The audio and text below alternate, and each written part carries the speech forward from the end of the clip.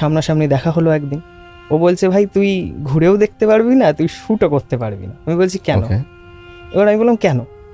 ও বলছে এই বাড়িটা বহুদিন ধরে বন্ধ আছে, বহুদিন, তুই একটু সামনে দাঁড়িয়ে দেখ, তুই বুঝতে পারবি। এবার বাড়ির বিবরণটা অনেকটা এমনটা যে বিশাল বড় একটা বাড়ি, 3 থেকে 4 তলা হবে।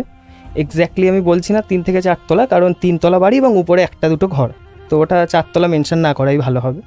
এবং বাড়িটায় ফাটল ধরেছে এবং বট অশ্বত্থ যে গাছগুলো আছে প্রত্যেক দেওয়ালে দেওয়ালে উঠেছে এবং শ্যাওলা পড়েছে, ছোট অনেক গাছ হয়েছে।